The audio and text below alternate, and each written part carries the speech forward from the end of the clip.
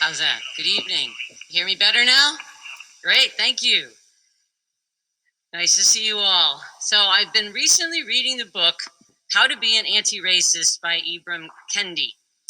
As a result of that reading, I stand before you to put my learning on how to be an anti-racist into practice and to challenge you to explore how to be an anti-racist too.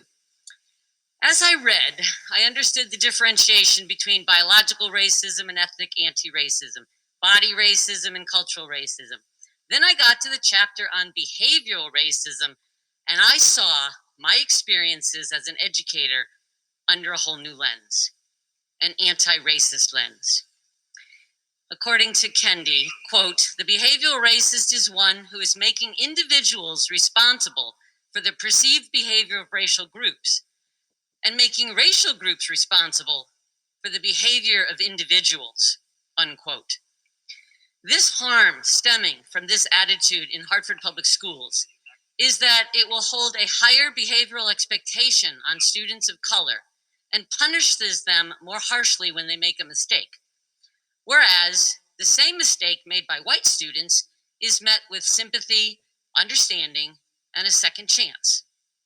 And I have seen that played out in Hartford Public Schools. Along the same vein, I have witnessed a Black student's lack of effort or productivity in class being perceived as a tarnish on the entire Black race, or the expectation of intellectual inferiority of the Black race resulting in lowered expectations in what an individual Black student can achieve. On the other hand, a white student's failings academically are not used against the white race as a whole. Again, I'm going to quote Kendi, quote, "Individual behaviors can shape the success of individuals, but policies determine the success of groups," unquote. As we look ahead to how to successfully move beyond a year of virtual learning, chronic absenteeism, social isolation, grief, and depression, we must be willing to address the policies that underlie our potential for success. Two policy areas that need to be examined are that of standardized testing and budget. Kendi says, quote, "The use of standardized tests to measure aptitude and intelligence is one of the most effective racist policies ever devised to degrade Black minds and legally exclude Black bodies." Because basically what he says is that it leads to the idea of Black intellectual inferiority, an idea which we totally disagree with. So we want to address that. Instead of standardized tests, we need to standardize opportunities for all of our students.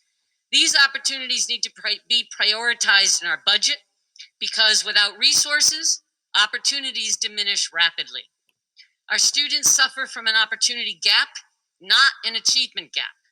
Give them a rich and broad curriculum inclusive of art and music for all students.